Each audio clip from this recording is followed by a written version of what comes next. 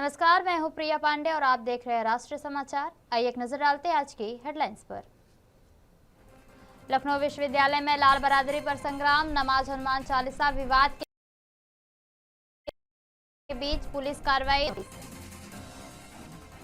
Lucknow court को बम से उड़ाने की धमकी से हड़कंप, पुलिस बम स्क्वाड और डॉग स्क्वाड की सघन जांच। अंडमान और निकोबार द्वीप समूह में पवन हंस हेलीकॉप्टर समुद्र से क्रैश, 7 घायल, मायाबंदर के पास इमरजेंसी लैंडिंग। लखनऊ में रफ्तार का कहर, पूर्वांचल एक्सप्रेसवे पर डबल डेकर बस पलटी, 5 की मौत, 45 घायल, ड्राइवर पर लापरवाही का आरोप। सूरत में आग का तांडव, सहारा दरवाजा के जय श्री राम टेक्सटाइल मार्केट में भीषण आग, 10 से अधिक दमकल गाड़ियां मौके पर। लखनऊ विश्वविद्यालय में ऐतिहासिक लाल बरादरी को लेकर विवाद गहरा गया है। प्रशासन ने जर्जर हालत और फेसिक कार्यालय के चलते संरक्षित इमारत को बंद रखा है, जबकि एक गुट इसे खोलने की मांग कर रहे हैं तो दूसरा सुरक्षा कारणों से बंद रखने के पक्ष में है। मस्जिद के सामने नमाज पढ़े जाने के विरोध में एबीवीपी से जुड़े छात्रों ने हनुमान चालीसा का पाठ किया, जिसके दौरान छात्रों की झड़प भी हुई तथा कुछ छात्रों को हिरासत में लेकर इको गार्डन भेजा गया है। प्रशासन ने नमाज पढ़ने वाले के मामले में 13 छात्रों को नोटिस जारी करते हुए शांति व्यवस्था बनाए रखने के लिए 50,000 रुपए के निजी मुचलके और 2 जमानतें भरने का निर्देश दिया है। छात्रों का कहना है कि यदि नमाज की अनुमति दी जा सकती है तो हनुमान चालीसा पर रोक क्यों, जबकि कुछ अन्य छात्रों ने यहाँ कम्युनिटी सेंटर बनाने की भी मांग उठाई है।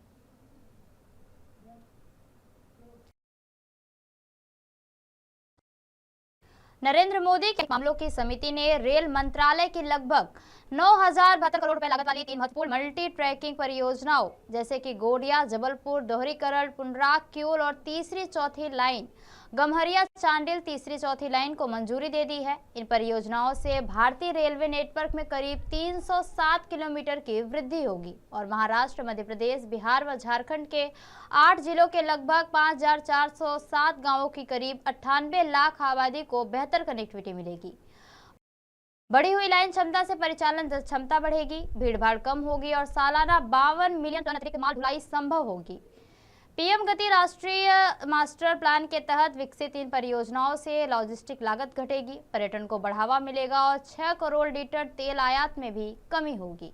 लगभग 30 करोड़ किलोग्राम CO2 उत्सर्जन में कमी आने का अनुमान है। वहीं केरला का नाम बदलकर केरलम करने के राज्य सरकार के प्रस्ताव को भी केंद्रीय मंत्रिमंडल ने मंजूरी दे दी है। इसकी जानकारी केंद्रीय मंत्री अश्विनी वैष्णव ने दी है। आगामी विधानसभा चुनाव से पहले दिए गए इस फैसले को राजनीतिक रूप से अहम माना जा रहा है।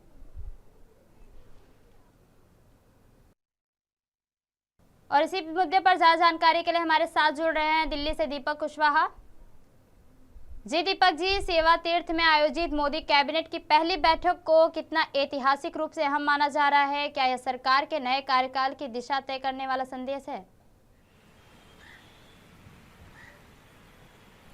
देखिए बिल्कुल प्रिया, क्योंकि सेवा तीर्थ में आज मोदी कैबिनेट की पहली बैठक थी और इस पहली बैठक के अंदर एक ऐतिहासिक जो फैसले हैं वो मोदी कैबिनेट ने लिए हैं।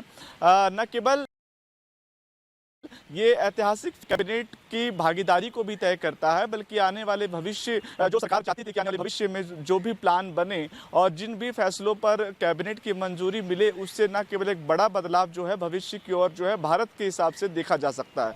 ऐसे में प्रधानमंत्री की इस कैबिनेट में जो आज 12,236 करोड़ की जो मंजूरी जो है वो मिली है और ये कई मायनों में जो है प्रिया इस पूरे फैसले को आप देख सकते हैं। सबसे पहले क्योंकि सेवा तीर्थ को लेकर मोदी कैबिनेट में आज जो पूरी मीटिंग होती है उसमें तमाम जो कैबिनेट मंत्री होते हैं उन प्रधानमंत्री का स्वागत करते हैं। तमाम सेवा तीर्थ के बिंदुओं को लेकर चर्चा होती है। उसके बाद जो अन्य जो मुद्दे रहते हैं, जिसमें सबसे बड़ा जो मुद्दा है वो भारतीय रेलवे को लेकर, जिसमें 3 प्रोजेक्ट जो है भारतीय रेलवे के जो है वो पास किए गए हैं। सबसे पहले मैं आपको बता दूं कि गोंदिया जबलपुर रेल लाइन का दोहरीकरण, जो कि काफी समय से जो है इस दोहरीकरण की डिमांड थी और जिसमें 5,236 करोड़ की लागत से जो है इसको दोहरीकरण किया जाएगा। उसके साथ साथ पुनारा के क्यूल को तीसरी और चौथी लाइन का जो विस्तार जो है वो करने को लेकर कैबिनेट में मंजूरी मिली है। न केवल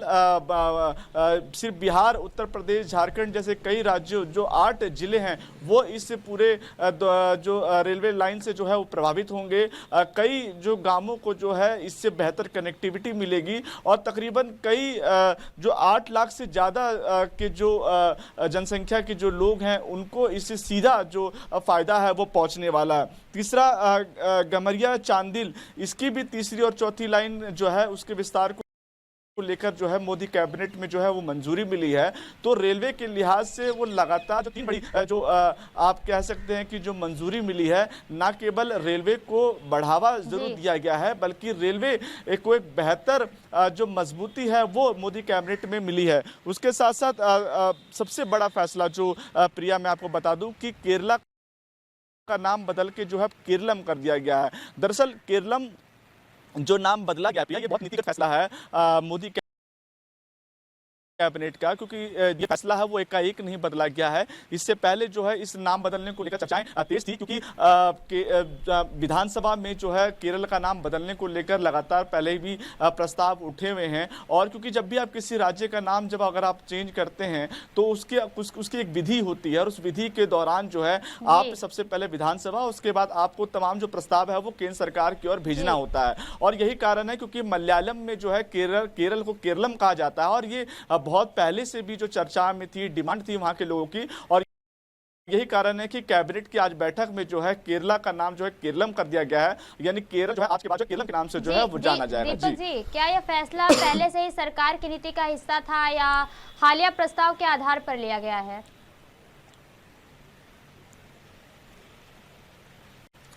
देखिए, बिल्कुल जैसे मैंने आपको कहा कि ये हालिया प्रस्ताव नहीं था, ये जो डिमांड थी वो बहुत पहले से चलती हुई आ रही थी, क्योंकि विधानसभा में इस तरह के जो प्रस्ताव को लेकर जो है डिमांड लगातार उठाया जा रहा था। और ये जब से केरल जब से बना और जब से तमाम जो विधानसभा रही, इस मुद्दों को जरूर उठाया गया। और क्योंकि विधानसभा में जो सरकार थी, राज्य सरकार थी, उनका एक प्रस्ताव जो है केंद्र सरकार को भेजा गया और केंद्र सरकार ने तमाम इन मुद्दों को लेकर तमाम जो मुख्य बिंदु है उस पर अपने कैबिनेट मंत्री से जो है चर्चा करी। बैठक में तमाम चीज़ों पर प्रस्ताव पर जो है बातचीत की गई और उसके बाद जो है तमाम मुद्दों को लेकर जब आज चूंकि कैबिनेट की जब बैठक हुई, उस बैठक के अंदर जो है ये मंजूरी मिल गई कि अब केरल को जो है केरलम के नाम से जो है वो पहचाना जाएगा। जी दीपक जी, जिन 3 रेलवे परियोजनाओं को मंजूरी दी गई है उनकी कुल कितनी लागत है, किन राज्यों को इसका लाभ मिलेगा, क्या जानकारी? बिल्कुल, देखिए मैं आपको बता दूं कि जो ये पूरी 3 रेलवे लाइन जो बनाई गई है, इसमें काफ़ी ज़्यादा महत्वपूर्ण ये हो जाता है कि 9,072 करोड़ की लागत से जो है ये रेलवे योजनाओं को जो है एक बड़ा सौगात दिया जाएगा। चूंकि 3 जो ये रेलवे हैं इसमें दोहरीकरण और तीसरी और चौथीकरण लाइन को जो है बढ़ावा देने के ऊपर जो है प्रस्ताव पास किया गया है। आप समझिए कि जब से अश्विनी वैष्णव ने रेलवे की कमान संभाली है उसके बाद ही हम देख रहे हैं कि रेलवे को लेकर लगातार जो है अश्विनी वैष्णव जो है काम कर रहे हैं। मोदी कैबिनेट लगातार काम कर रहे हैं कि रेलवे जो बेहतरीकरण है वो कैसे बढ़िया किया जाए, किस ढंग से जो है रेलवे में जो कमियां हैं उसको कैसे पूरी किया जा सके। और चूंकि देखिए 9,072 करोड़ की लागत से जो है इस पूरे परियोजनाओं को मंजूरी मिली है। न केवल 307 किलोमीटर की वृद्धि होगी बल्कि आप देखेंगे कि महाराष्ट्र, मध्य प्रदेश, बिहार और झारखंड के 8 राज्य जो हैं, माफ कीजिए 8 जो जिले हैं उनको कवर करने वाली जो है ये लाइन है। और न केवल वहां के लोगों के लिए बेहतर कनेक्टिविटी साबित होगी बल्कि रेलवे के जो नए आयाम हैं उसको भी काफ़ी बड़ी मदद मिलने वाली है। और इससे न केवल कनेक्टिविटी अच्छी होगी बल्कि रोजगार के भी अवसर खुलेंगे। और जो लोग लगातार डिमांड कर रहे थे कि दोहरीकरण होना चाहिए, तीसरी चौथीकरण होना चाहिए, ताकि रेलवे की जो समस्या थी उसको कहीं ना कहीं कमी देखने को मिलेगी। तो बहुत बड़ी परियोजना है और चूंकि लगातार जो है इस परियोजनाओं की डिमांड जो है क्या रही थी, तो आप समझ सकते हैं कि रेलवे की तरफ से बड़ा काम जो है वो किया गया है। और मोदी कैबिनेट में जो आज सेवा तीर्थ से जो ये फैसला सुनाया गया, ये काफी ऐतिहासिक फैसला जो है मोदी कैबिनेट के लिए भी साबित होने वाला है। जी जी दीपक जी, क्या इन फैसलों को आगामी विकास योजनाओं से जोड़कर चुनावी एजेंडों को भी जोड़कर देखा जा रहा है?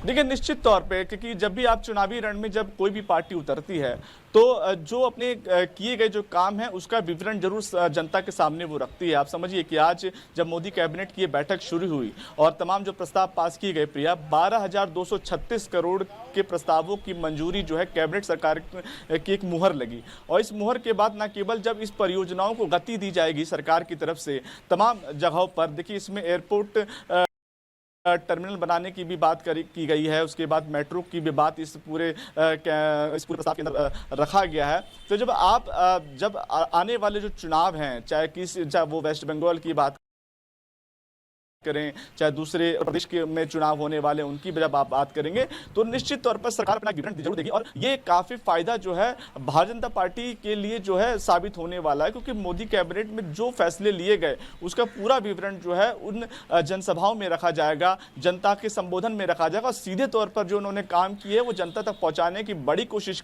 होगी। और न केवल जनता, बल्कि जब आप काम होगा तो जनता भी देखती है कि किन सरकारों ने कितना बेहतर काम किया। और रेलवे के अंदर जिस तरीके से काम किया जा रहा है, लगातार परियोजनाएं हम देख रहे हैं कि हर कैबिनेट के अंदर एक नई परियोजना जो है अश्विनी वैष्णव लेके आते हैं। न केवल निश्चित तौर पर एक राजनीतिक पटल पे भी पार्टी को बड़ा फायदा होगा, सरकार को बड़ा फायदा होगा और आने वाले चुनाव में जो है पार्टी इन तमाम चीजों को लेकर बेहतर विवरण जो है जनता के सामने पेश कर सकती है। जी दीपक जी, जानकारी देने के लिए बहुत बहुत धन्यवाद।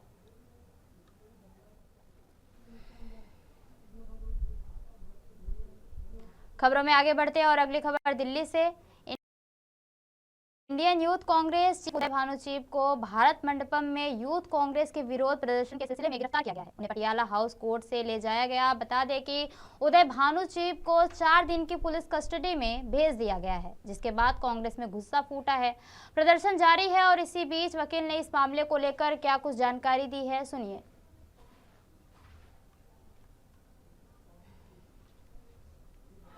इंडियन यूथ कांग्रेस चीफ उदय भानु चीब को भारत मंडपम में यूथ कांग्रेस के विरोध प्रदर्शन के सिलसिले में गिरफ्तार कर लिया गया है। उन्हें पटियाला हाउस कोर्ट से ले जाया गया। बता दें कि उदय भानु चीब को 4 दिन की पुलिस कस्टडी में भेज दिया गया है, जिसके बाद कांग्रेस का गुस्सा फूटा है। प्रदर्शन जारी है। इसी बीच वकील ने इस मामले को लेकर क्या कुछ जानकारी दी, सुनिए।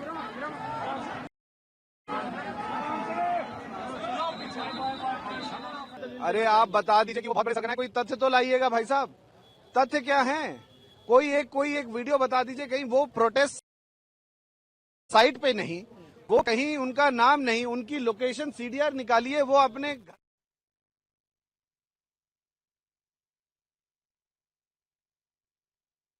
महाराष्ट्र के जल संसाधन मंत्री गिरीश महाजन के बड़े बयानों की, जहां उन्होंने राज्य की बड़ी नदी जोड़ परियोजना से लेकर बांग्लादेशी घुसपैठ, जलगांव में फसल बीमा अनियमितता और मुंबई एयरपोर्ट पर नमाज के मुद्दे पर अपनी बड़ी प्रतिक्रिया दी है।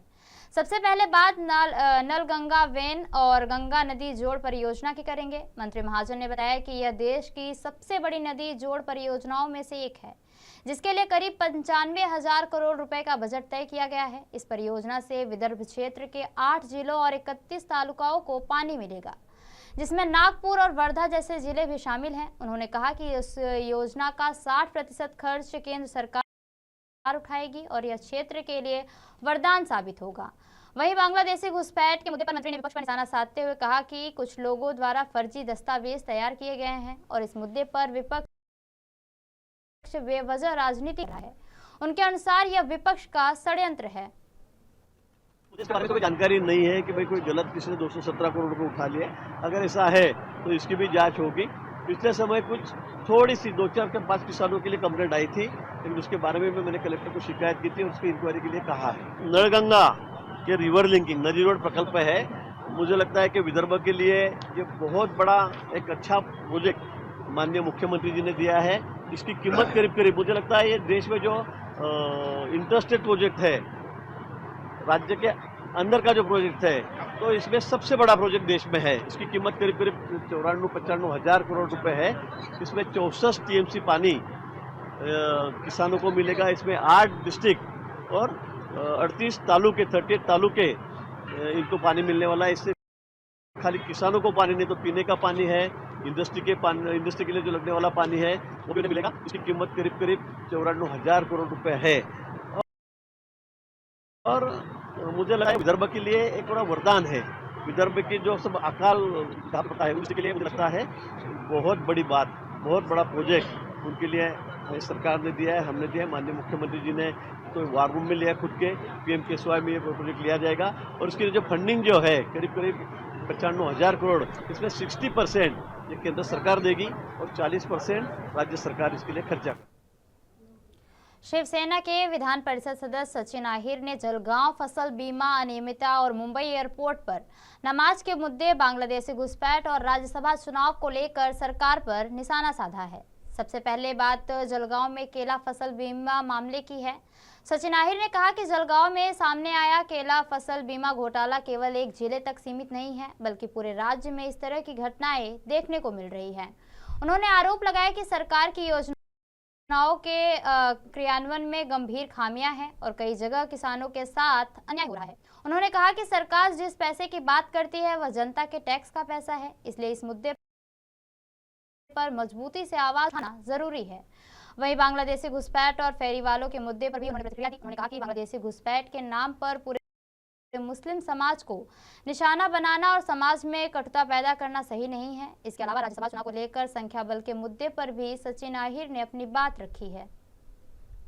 लगता है कि सभी विपक्ष के दल के लोग साथ में बैठेंगे, क्योंकि कल अगर वो सीट लड़ानी है तो हमको हमारे मित्र पक्ष की भी हमको मदद लगेगी। कल हमारे मित्र पक्ष को अगर लड़ानी है तो उनको हमारी भी जरूरत लगेगी।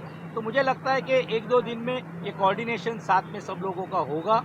एक साथ बैठकर चर्चा करके निर्णायक दृष्टिकोण से राज्यसभा में कौन लड़ेगा, आगे आने वाले विधान परिषद में कौन लड़ेगा, उसके आगे के जो राज्यसभा आएगी उसमें क्या होगा, ये सब चीज़ की चर्चा जल्द से जल्द की जाएगी। एक स्कैंडल चालू है पूरे राज्य में कि ऐसे दलाल लोग घूम रहे कि जो गवर्नमेंट के अनेक योजना की स्कीम प्रैक्टिकली या एग्जीक्यूशन न होने के बावजूद भी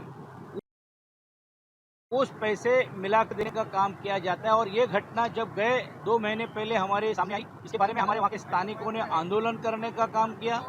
सभी पार्टी के दलों के लोगों ने, विपक्ष ने भी उसके बारे में आवाज उठाने का काम किया और आज उसकी जांच हो रही है। लेकिन ये सिर्फ एक घटना नहीं है। जलगांव में हो, धुले में हो, 40 गांव में हो, ऐसे असंख्य घटना हो रही है और सरकार चुप्पी देने का काम कर रहे हैं। और सरकार का पैसा नहीं है, ये सर्वसामान्य टैक्स पेयर का पैसा है और इसलिए इसके बारे में भी आवाज उठाने का काम हम चुनाव एक मामला है।